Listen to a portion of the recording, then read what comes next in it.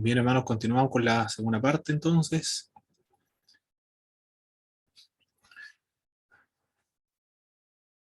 Vamos a revisar lo que vimos en la clase anterior. Los hermanos que están conectados ahora pueden responder las preguntas. En la Edad Media y Agustín de Hipona, ¿qué ha hablado, qué enseñaron ellos con respecto a la justificación?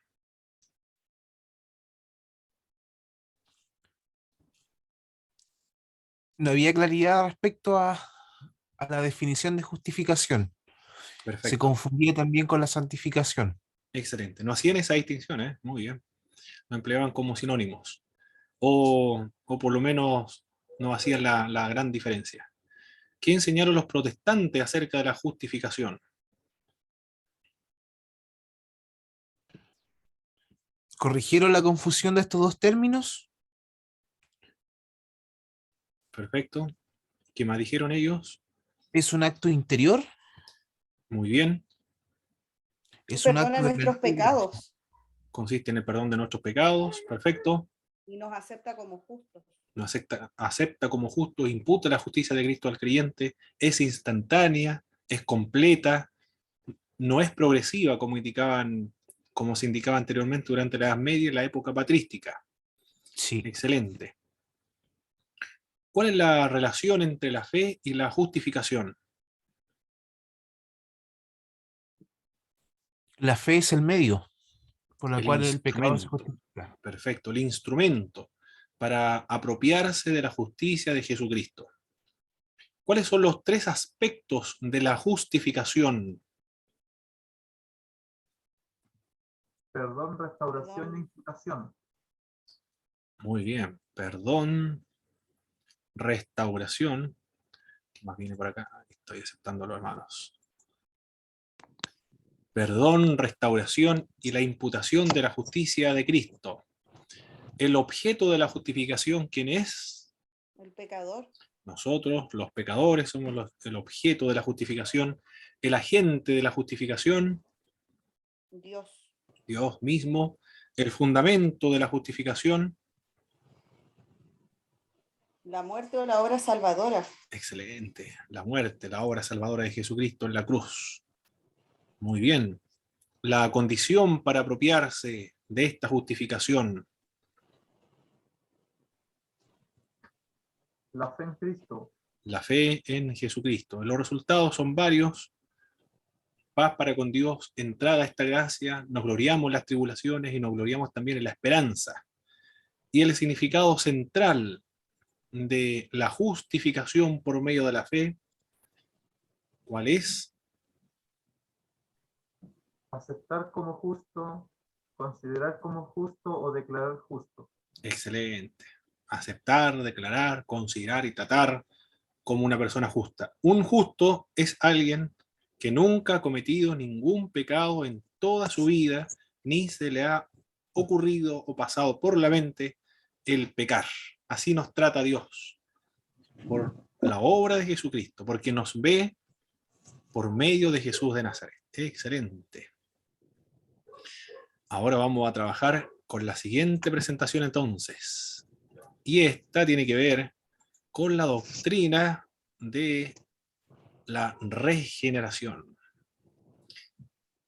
Por favor, mis estimados hermanos, ¿qué entienden ustedes por regeneración? O lo que los hermanos entienden en nuestras respectivas iglesias acerca de la regeneración.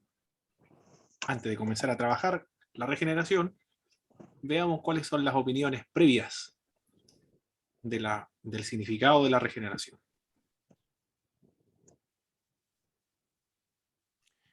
El nacer de nuevo creo que lo enseñaba Wayne Grudem. Muy bien, nacer de nuevo, perfecto. ¿Quién más tiene otra opinión? Una transformación. Perfecto, una transformación. Muy bien. ¿Quién más tiene otra opinión acerca de la regeneración?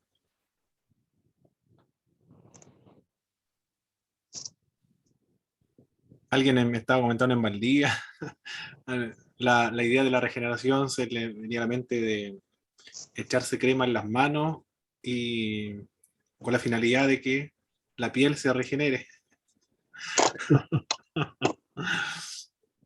¿Quién más tiene otra idea general de la regeneración? Algunos lo comprendieron también como una reencarnación. Tampoco se refiere a eso, la regeneración.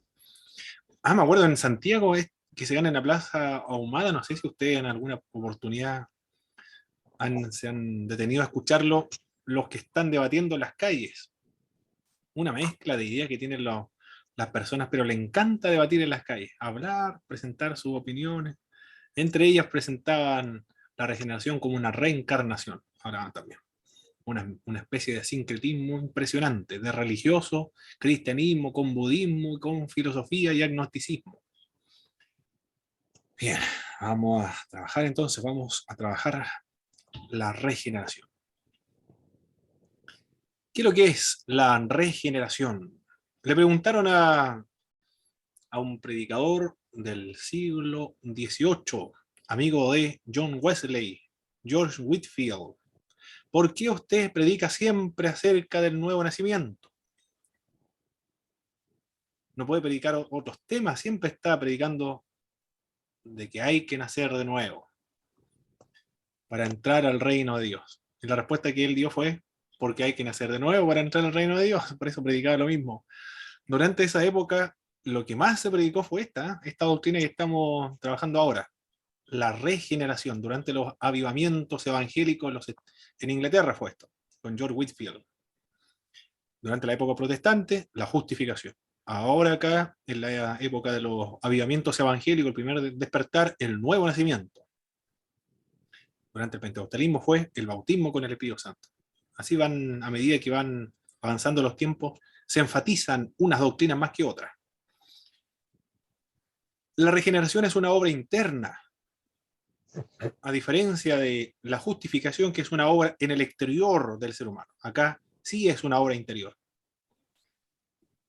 por la cual Dios le concede vida espiritual y una nueva naturaleza al pecador. Es decir, ahora el pecador que estaba muerto en delito y pecados, ahora tiene vida.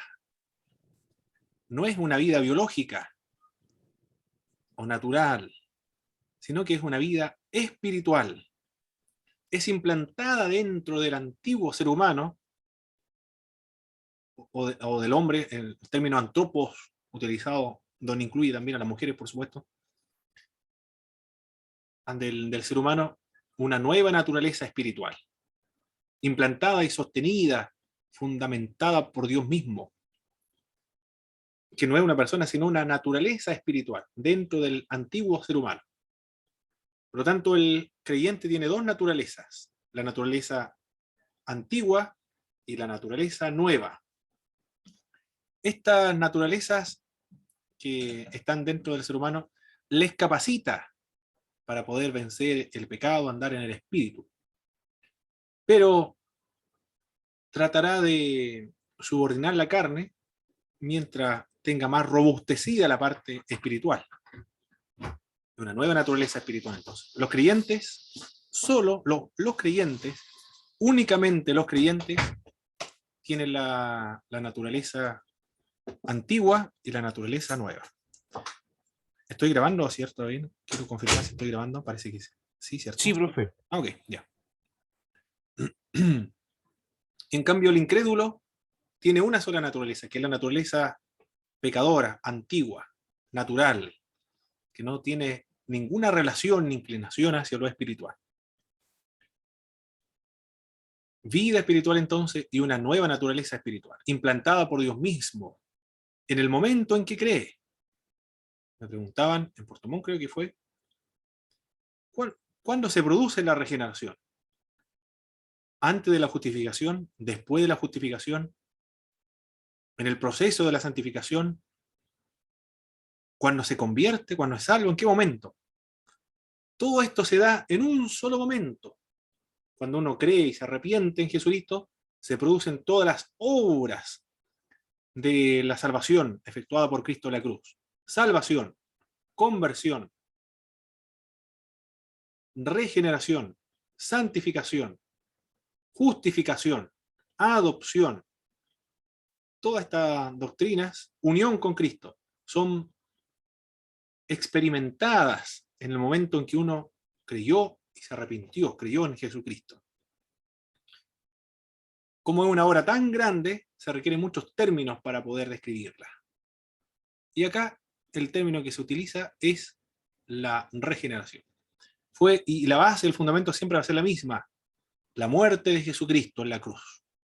Realiza esta obra de la salvación, vista desde esta perspectiva, de un nuevo nacimiento, una transformación, como señalaban nuestros hermanos pastores.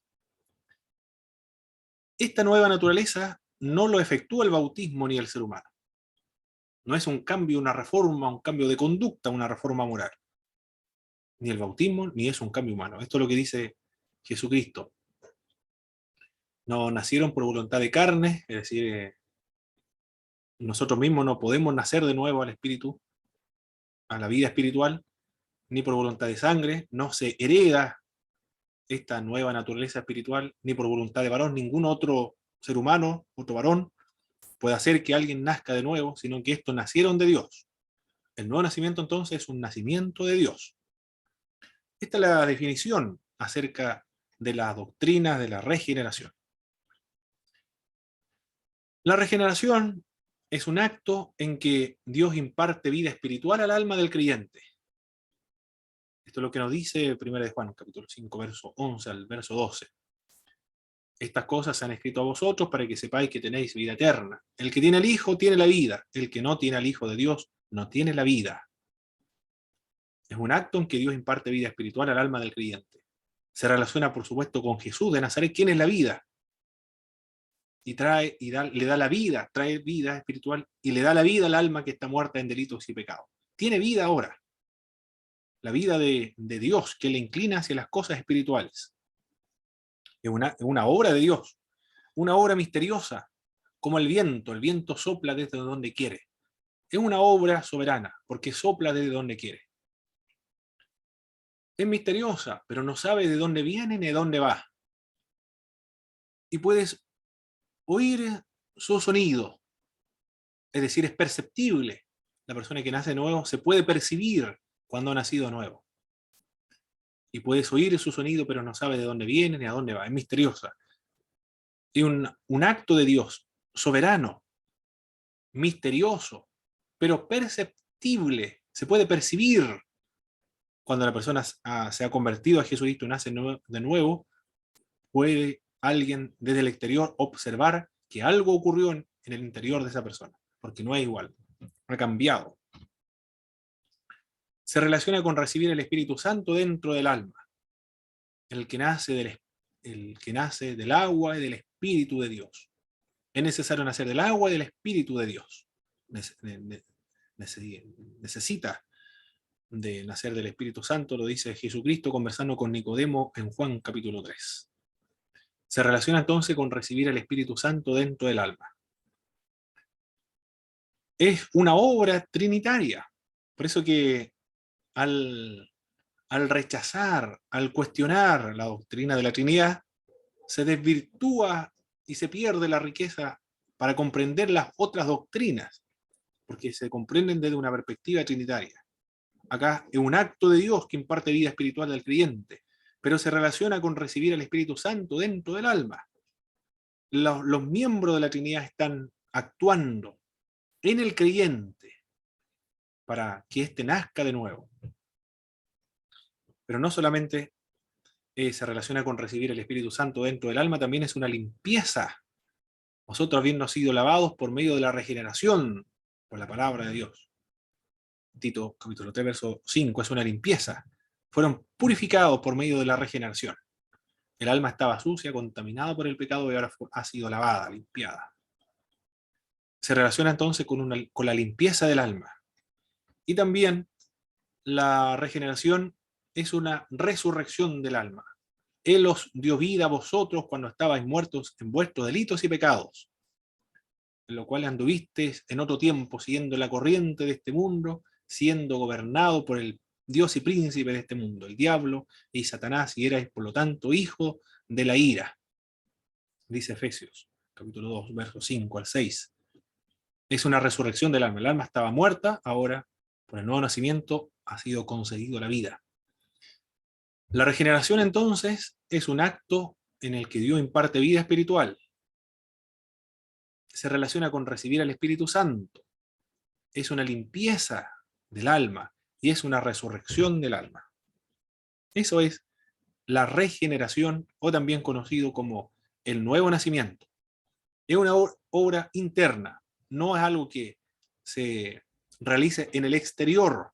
La persona que nace de nuevo no cambia su constitución exterior. Sigue siendo bajo, alto, delgado, o corpulento, sigue teniendo el mismo cabello negro, los ojos rubios, celeste o de cualquier color sea, no cambia la parte exterior, pero sí en el interior sufre una modificación, un cambio notable. Por eso que puede ser perseguido. Pero en el exterior sigue siendo la misma persona exteriormente, de siempre. No incluye acá cambios físicos.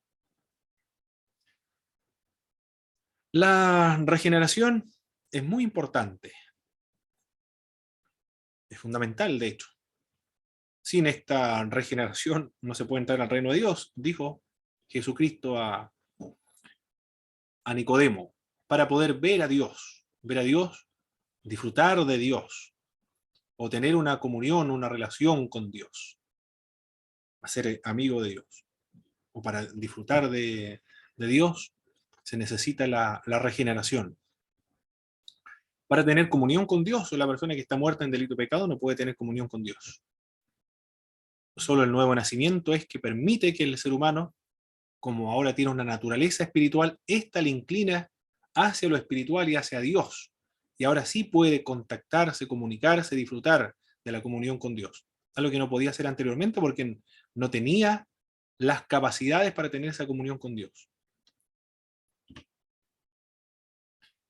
El ser humano que no ha nacido de nuevo es el hombre natural, que no percibe las cosas del espíritu, no las comprende, no las puede comprender porque éstas se han de discernir espiritualmente, acomodando lo espiritual a lo espiritual.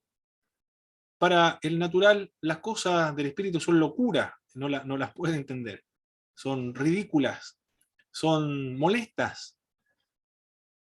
Cuando se habla de Dios, le produce una incomodidad, una tensión. Piensa que el hablar de Dios está limitado solamente al templo, en un contexto del templo y de un culto, pero fuera de ese espacio sagrado, en la casa, por ejemplo, en el trabajo, pareciera que estuviese prohibido hablar de Dios. En las casas, por ejemplo, de los incrédulos, le dicen a los hijos, de esas cosas no hablamos nosotros acá. Pareciera que fuese un pecado hablar de Dios, o no sé, algo, algo terrible el hablar de Dios en el contexto que no sea del templo, una casa, por ejemplo.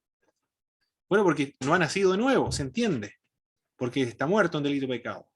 No puede comprender las cosas del espíritu, las cosas espirituales, los textos bíblicos, las alabanzas. No comprende por qué realizan los creyentes todas estas actividades. No las puede comprender, nos dice el pasaje bíblico. También el nuevo nacimiento es necesario, fundamental para ser aceptable a Dios y ser hecho apto para la vida espiritual. Supongamos que una persona pudiese estar en el paraíso, pero que no ha experimentado el nuevo nacimiento. Con esta carne, con esta sangre, delante de la santidad inmediata de Dios, en el paraíso, con todas las otras personas con un cuerpo glorificado, seríamos consumidos con solo pasar algunos milímetros al paraíso, seríamos consumidos por la santidad de Dios. Eso ocurriría. No podríamos estar ahí. Seríamos consumidos, caeríamos fulminados, porque eso dijeron los antiguos profetas como Isaías, por ejemplo. Ay de mí que soy muerto, porque siendo hombre inmundo de labios han visto mis ojos al Rey Jehová.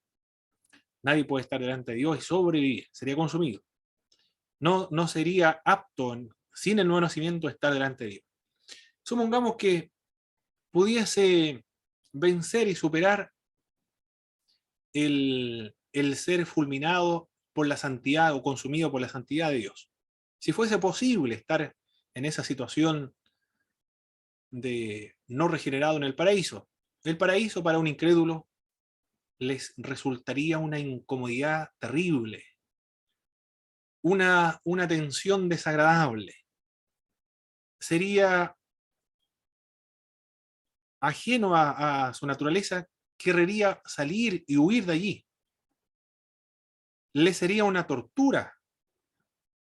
Sería capaz de invocar al diablo para que lo sacara de ahí y se lo llevara al infierno para estar en compañía de personas con la misma característica que él tiene. No podría estar, sería infeliz. El paraíso para el incrédulo le resultaría un verdadero infierno, una incomodidad brutal. Si no lo saca el diablo de ahí, se iría por su propia cuenta al infierno, solo, porque el paraíso solo se puede estar allí con una nueva creación, con un nuevo nacimiento. Por eso se requiere el nuevo nacimiento, para ser aceptable a Dios y ser hecho apto para la vida espiritual, para disfrutar de las cosas espirituales. De lo contrario, no va a disfrutar absolutamente de nada de las cosas celestiales o espirituales. Esas son las necesidades de la regeneración. Ahora, los medios de la regeneración. Vamos a leer Santiago, capítulo 1, verso 18, hermano Jaime, por favor. Hermano Christopher, primera epístola de Pedro, capítulo 1, verso 23. Y hermana Miriam, 1 Corintios, capítulo 4, verso 15, por favor. Vamos a ver los medios por los cuales se produce el nuevo nacimiento. Adelante, hermano Jaime.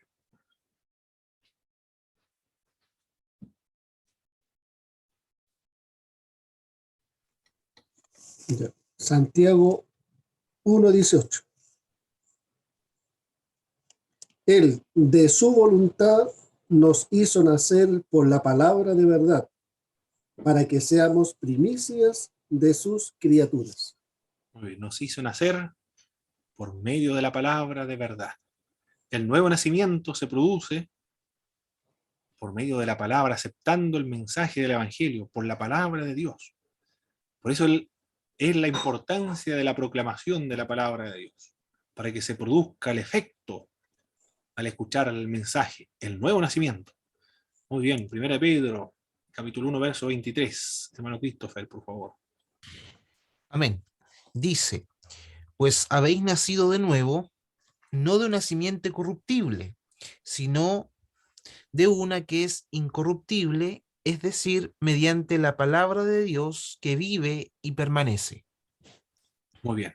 Nacieron por medio de la palabra de Dios nuevamente.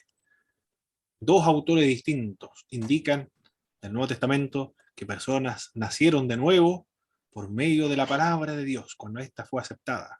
Ahora vamos a escuchar 1 Corintios 4:15. Porque aunque tengáis 10.000 años en Cristo, no tendréis muchos padres, pues en Cristo Jesús yo os engendré por medio del Evangelio. Excelente. Esta iglesia entonces nació por medio del Evangelio que predicó el apóstol Pablo. Fueron engendrados, nacidos de nuevo, por el Evangelio que le proclamó Pablo. Es importantísima entonces la tarea de la proclamación del mensaje de la palabra de Dios. Por eso que se requiere predicadores, predicadoras, que constantemente le esté recordando al mundo acerca del Evangelio y de proclamar la palabra de Dios permanentemente. Porque mientras más se predique el Evangelio, más posibilidades haya que la gente nazca de nuevo y acepte el mensaje del Evangelio. Se produce también la regeneración como ocurre con la conversión por medio del arrepentimiento. En Hechos capítulo 2, verso 38, mi pastor Marcos, por favor. Hechos capítulo 2, verso 38. Aquí implica también, el arrepentimiento nunca se va a dar sin la fe. La fe y el arrepentimiento están tan unidos como la mano derecha de la mano izquierda se van a dar simultáneamente. Una no se puede dar sin la otra. Hechos 2:38 Amén, por favor, mi pastor Marcos.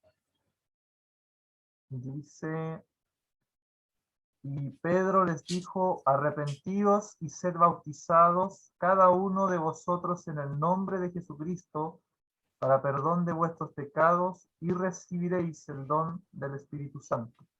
Perfecto. Se produce la regeneración. Bueno, todas las obras, justificación, conversión, salvación, regeneración, se produce y se da adopción, se da por medio del arrepentimiento y por medio de la fe. Aunque no esté explícitamente, se entiende que se deben dar por medio del arrepentimiento y por medio de la fe. Aceptando personalmente a Jesucristo, más a todos los que le recibieron, a los que creen en su nombre, le dio el privilegio de ser hechos hijos de Dios. Esto no nacieron por voluntad de carne, por voluntad de sangre, por voluntad de varón, sino de Dios.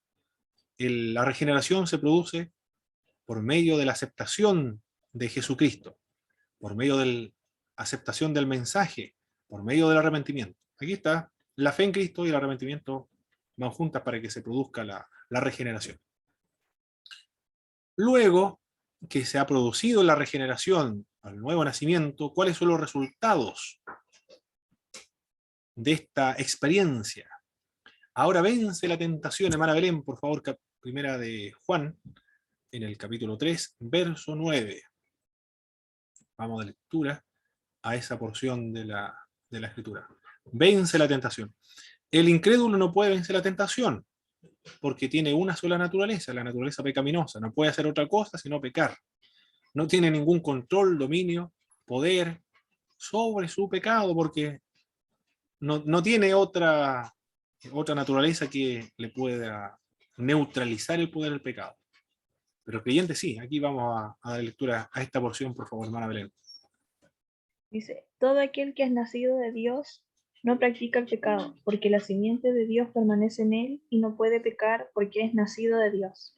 Muy bien, no practica el pecado. Y no puede pecar, dice más adelante el texto bíblico. Bueno, no, aquí John Wesley lo entendió, esta porción, esta segunda parte, no puede pecar como una segunda obra de gracia, que es posterior a la conversión, donde llega un momento en que el creyente no puede pecar, pareciera que se neutralizara total y absolutamente la naturaleza pecaminosa, de tal manera que ahora ya el creyente es inmune al pecado. Si se presenta así, pareciera que eso es lo que quisiera decir John Wesley, pero lo que menciona Wesley en su libro La Perfección Cristiana es que esto no es permanente, sino que se da en algunos momentos solamente. Son momentos, y que después se pierden y se requiere recuperarlo nuevamente. Y efectivamente no puede pecar, porque él concibe la perfección cristiana, basado en este pasaje bíblico, no puede pecar. No peca porque no hay una mala intención cuando comete un error. Tampoco se refiere a que el creyente no pueda cometer ningún error. Puede cometer errores, pero fue sin la intención de cometerlos. Si lo hizo con una motivación correcta, basada en el amor hacia Dios y el prójimo, entonces no ha cometido pecado en ese sentido cuando ha obrado erróneamente. Así lo menciona John Wesley. Consiste la perfección cristiana en amar a Dios y al prójimo con intensidad. Así lo entendió él como esta doctrina de la perfección cristiana o la santificación completa o total. No todos están de acuerdo tampoco, por supuesto que no, porque la perfección completa se va a dar en la segunda venida de Cristo. Y aquí está indicando la primera parte del versículo bíblico, el que no practica el pecado. Efectivamente los creyentes no practican el pecado. Caen en pecado, puede deslizarse, puede fracturarse en el camino, puede tropezar, por supuesto, pero no practica, no vive sumergido en el pecado. La metáfora que se utiliza es como el incrédulo es como un cerdo que se revuelca en el lodo, en el barro, y el creyente es como una oveja que se tropezó, cayó, pero no continúa como un cerdo, no disfruta del barro, sino que se incomoda y quiere limpiarse porque no es propio de su naturaleza el estar ahí. Vence la tentación entonces, porque es diferente al incrédulo. El incrédulo no puede hacer otra cosa sino pecar. Y ahora, gracias al nuevo nacimiento, comienza a amar a todo. Primera de Juan, mi doctor Guillermo Bajardo, por favor. Primera epístola de Juan, capítulo 5, verso del 1 al verso 2. Cuando se convirtió Moody al Evangelio, dice que él experimentó una sensación tan extraordinaria en su conversión, de que vino el nuevo nacimiento, que los rayos del sol le parecían más hermosos, brillaban con más intensidad, las hojas de los árboles eran más lindas, decía él. El canto de las aves era más melodiosa. Cuando caminaba, un pie le decía gloria, el otro pie aleluya. Y amaba a todo el mundo, decía Moody al momento de convertirse. Es lo que se experimenta cuando se produce la regeneración, amar a todo el mundo. El doctor Guillermo, por favor. Dios le bendiga, hermano Pablo. Dice, todo aquel que cree que Jesús es el Cristo es nacido de Dios. Y todo aquel que ama al que engendró, ama también al que ha sido engendrado por él. En esto conocemos que amamos a los hijos de Dios. Perfecto. Muy bien. Ahí nos habla entonces ese pasaje bíblico de que la persona que ha nacido de Dios ama a Dios y a su prójimo, y al que ha sido engendrado por Dios. Muy bien. Conoce la voluntad también de Dios. Aquella persona que ha nacido, hermano Jaime, por favor. 1 Corintios capítulo 2, verso 10 al verso 12. Conoce la voluntad de Dios.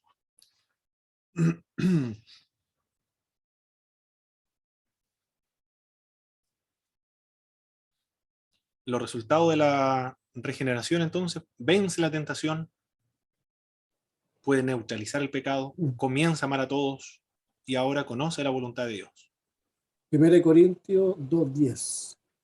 Pero Dios nos la reveló a nosotros por el Espíritu, porque el Espíritu todo lo escudriña, aún lo profundo de Dios. Perfecto. Se puede, por medio del Espíritu de Dios, dar a conocer cuál es la voluntad de Dios para cada uno de los creyentes. Es muy subjetivo esto, el Espíritu de Dios da testimonio a nuestro espíritu, de que somos hijos de Dios y la voluntad de Dios para cada uno de nosotros. Hay maneras externas también de saberlo. Cuando hay paz en el corazón, por ejemplo. Cuando las circunstancias son favorables, por medio de un pasaje bíblico que le habló al corazón, y también por medio de la guía o la orientación de los líderes espirituales. Son formas para determinar la voluntad de Dios, conocerla de manera concreta. Es heredero de Dios, coherederos con Cristo, dice en Romanos y Efesios, por el apóstol Pablo.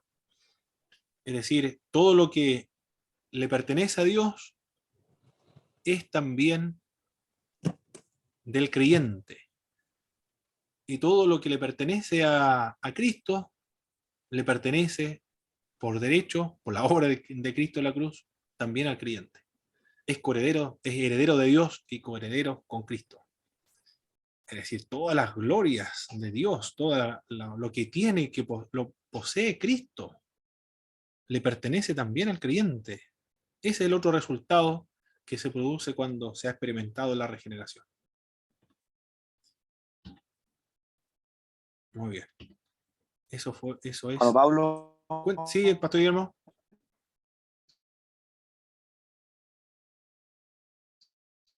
Se quedó pegada la imagen o la voz. Está mala la señal por la isla del Rey. Sí, está muy mala la Hay señal. un temporal aquí en Valdivia. Ah, perfecto. Sí, me estaba comentando el hermano igual. Luz, Que se le- aquí hay un tremendo tiempo. Hay un chat. Estamos firmando el techo en este momento. Perfecto. Ya. Muy bien, seguimos con la otra doctrina. ¿Cuántas doctrinas hemos visto hasta ahora en esta segunda parte? Después de la doctrina de Cristo. Justificación. Justificación. ¿Cuál es la otra? Regeneración. Regeneración. La santificación, me parece que hemos visto. Todavía no. Todavía no la santificación. Conversión. Fe. Arrepentimiento. Y la predestinación. Y ahora vamos a ver la siguiente, que tiene que ver con la adopción. La adopción en el Antiguo Testamento no está muy claro, no hay una idea clara de la adopción. No hay ninguna legislación que comente o hable de la forma en que los judíos van a adoptar a un niño. Lo más probable es que, como la cultura judía protege a su familia, estaba la ley del liberato, del redentor, que protegía a los miembros de la familia, no era necesario, parece, una ley para adoptar a hijos huérfanos, porque cada familia era responsable de su gente. Parece que esa es la razón. Por lo tanto, la doctrina de la adopción se extrae no del Antiguo Testamento o de la legislación judía, de la ley de Moisés. Entonces se extrae de el contexto del Imperio Romano, de la legislación o la ley romana, donde el niño, perdón, que era adoptado, gozaba de todos los privilegios de la familia adoptada. Pareciera que así es el trasfondo para forjar esta o desarrollar esta doctrina de la adopción. Filiación o adopción, el término que se utiliza en el griego es iotesia. Se refiere a la relación especial de Israel con Jehová, o se refiere a la resurrección corporal también, en el caso del creyente. Se refiere a llegar a ser hijo de Dios, y la resultante filiación, dada por Dios, debe ser recibida por medio de la fe. Ocurre por medio de la persona de Jesucristo nuevamente. Siempre va a estar acá presente para que se produzca esta doctrina, se aplique, se disfrute la fe y el arrepentimiento. Hay varias terminologías que son utilizadas para referirse a esta doctrina de la adopción. Una de ellas es hijo de Dios. Para todos los creyentes la palabra confiere autoridad para llegar a ser hijo de Dios. Adoptados, no por naturaleza. Por creación puede ser, pero la Biblia no menciona mucho de hijo de Dios en el sentido de creación. Lo utiliza en un solo sentido. Perdón, en dos. En uno literal y el otro en un sentido figurado. En uno literal para referirse a Cristo. Es hijo de Dios por naturaleza, por esencia. Los ángeles por creación. En el caso de los creyentes o de los seres humanos, por adopción, porque han sido adoptados en la familia de Dios. El Espíritu Santo da testimonio a nuestro espíritu de que somos hijos de Dios. También esto es muy, muy subjetivo, muy interior y personal. ¿Cómo sabemos nosotros de que somos hijos de Dios? Porque el Espíritu Santo da testimonio a nosotros. Le podemos decir a una persona: confírmame, compruébame de alguna forma de que es hijo de Dios. El Espíritu me da testimonio de que soy hijo de Dios. No hay otra forma. Muy, muy personal esta obra del Espíritu de Dios en cada uno de los creyentes. La convicción que da el Espíritu de Dios es absoluta, es muy fuerte, muy intensa, de manera que no hay ninguna duda de que aquella persona ha sido adoptada a la familia de Dios. También el otro término que se utiliza para referirse a la adopción es los hermanos. Cristo no se avergüenza de llamar a sus seguidores hermanos. Cristo se hizo semejante a sus hermanos para ser nuestro sumo sacerdote. Y herederos, los hijos de Dios son herederos de Dios y coherederos con Cristo. Todo lo que le pertenece a Dios le pertenece al creyente, y lo que le pertenece a Cristo le pertenece al creyente. Quien había sido esclavo ha llegado a ser hijo y su heredero. El creyente es heredero de Dios. No necesita la subordinación de la ley ahora. ¿Cuáles son las características de la adopción? Es por Dios entendido como Abba. Hay una comunión, una cercanía, una intimidad con Dios Padre. Por eso que se emplea este término de familiar, doméstico, de cariño, de Abba. Es como decir papito. Esa es la expresión de cariño propio de un niño hacia su padre, muy doméstico, de mucho, mucho aprecio. Se debe al amor de Dios hacia los creyentes o hacia la humanidad. Se da esta adopción por medio de Jesucristo. Implica el testimonio del Espíritu Santo, puesto que el Espíritu da testimonio a nuestro espíritu. Significa que aquellos que son conducidos por el Espíritu Santo son hijos de Dios, los que andan en el Espíritu o los que son conducidos por el Espíritu. Es una transición desde la esclavitud a la libertad de la filiación de la ley acá en este texto. Implica hacer la paz ahora del pecador con Dios, y como los creyentes son hijos de Dios, Dios también los disciplina, a veces de manera violenta, agresiva, de manera fuerte, como lo menciona el apóstol Pablo en los Corintios. Muchos de ustedes están enfermos, muchos de ustedes están débiles, y otros ya han partido, porque el juicio debe comenzar por la casa de Dios. Pablo dice, el tal se ha entregado a Satanás para la destrucción del cuerpo, más el espíritu viva. Todo aquello implica la disciplina divina, porque precisamente ha sido adoptado como hijo y Dios lo trata como a hijos, para perfeccionarlos, para que sean como Dios. Significa que los hijos de Dios son transformados a la semejanza ahora de su Hijo Jesucristo, y están en ese proceso. Trae como resultado la herencia. Las similitudes entre la adopción del Nuevo Testamento con la de la ley romana. La similitud, hay similitud y diferencias. El niño es tomado de la familia, el niño adoptado mantiene una nueva relación con el adoptante, el adoptado llega a ser heredero del adoptante. Hay diferencias. La adopción civil se supone que fue permitida en beneficio y por el bienestar de los padres sin hijos, mientras que Jehová no es padre sin hijos, sino que tiene hijos. El hijo de Dios no está solo, no está necesitado tampoco de los seres humanos. Y la implicación implica algo afable, atractivo en el adoptado, que llama la atención en el adoptante. Mientras que en el hombre pecador no hay ningún carácter moral que atraiga a Dios. Esas son las similitudes y diferencias. El tiempo en que se dio la adopción, desde la eternidad, el creyente es adoptado como hijo de Dios, se da en la eternidad. Pero llegó a ser posible por medio de la encarnación en Jesucristo. Y la adopción de la persona se relaciona con en el momento en que llegaron a ser cristianas y se bautizaron. Evidentemente se bautizan porque ya fueron adoptadas en la familia de Dios. No estará completa hasta el momento de la resurrección corporal. La adopción se da, entonces, no solamente la calidad de la persona, sino que también incluye el cuerpo en su totalidad.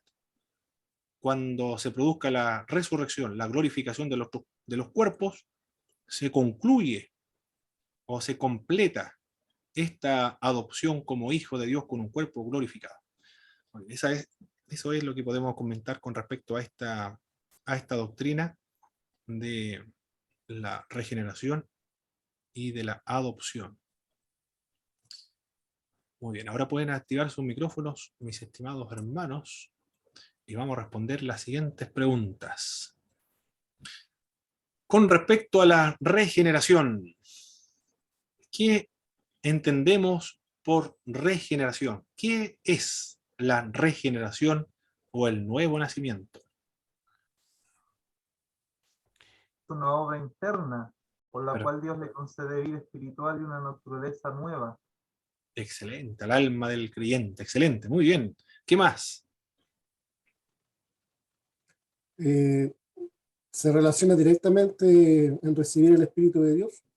Perfecto. Se relaciona con recibir el Espíritu Santo de Dios. Muy bien. Es una limpieza, Es una limpieza del alma. Excelente. Y resurrección del alma también. Es una resurrección del alma.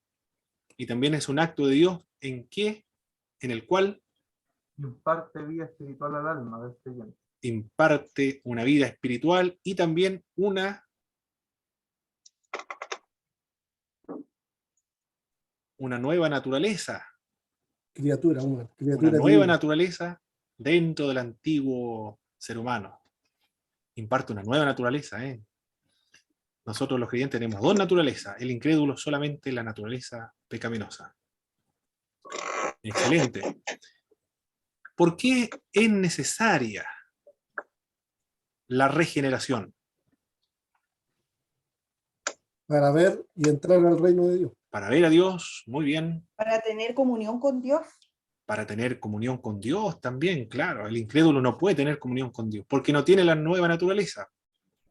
Perfecto. Y También, comprender también las cosas espirituales. excelente. El hombre natural no comprende las cosas que son del espíritu porque para él son locura. Perfecto. También, ¿para qué más? Es necesario la regeneración. Ser aceptables y ser hechos aptos para la vida espiritual. Excelente. Sin el nuevo nacimiento, el paraíso al incrédulo y regenerado le sería una verdadera y auténtica tormenta, o sería tormentoso, sería una incomodidad terrible. Le sería el paraíso al incrédulo el mismo infierno. Querría salir muy pronto de ese lugar, porque no tiene la naturaleza nueva.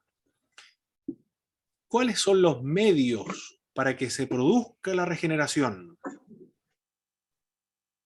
Aceptando el mensaje de Dios. Aceptar el mensaje, muy bien, por medio de la palabra, Por medio Arrepentimiento. del arrepentimiento. arrepentimiento y Aceptar a Jesucristo. aceptar a Jesucristo. Excelente.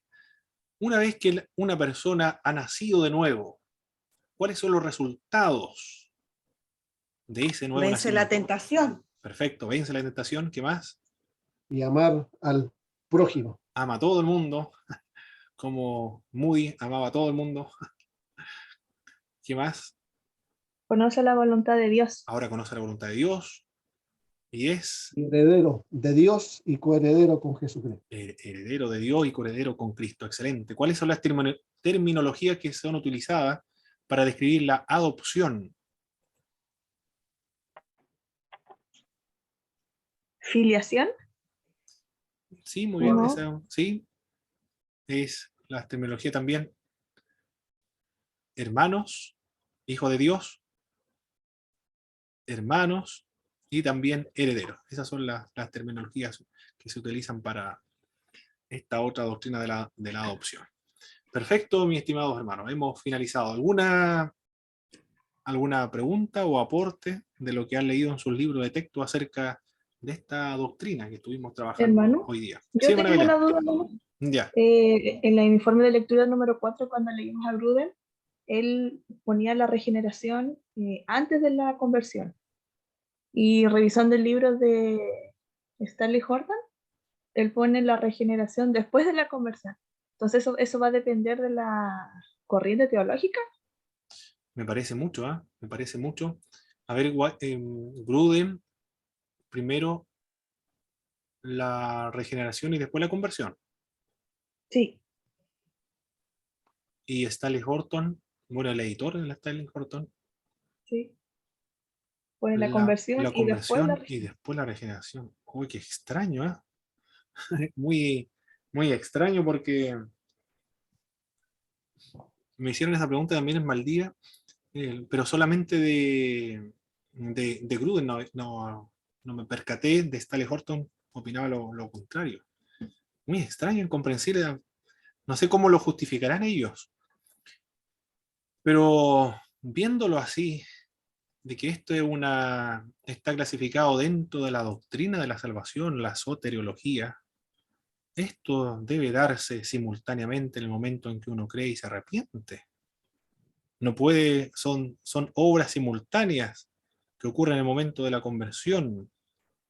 Bueno, conversión, o todo esto está clasificado dentro de la doctrina de la soteriología o la salvación.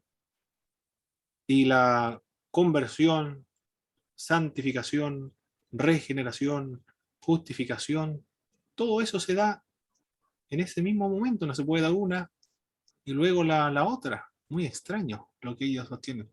Tendría que revisarlo, cómo lo justifican ellos, ¿eh? Pero así viéndolo ahora, eso para mí ocurre de manera automática. Todo se da en un pack o en un paquete de la obra de Cristo ganada en la cruz. Muy bien.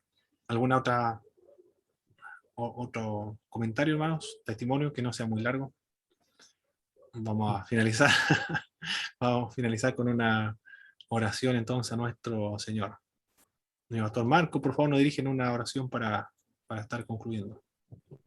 Amén.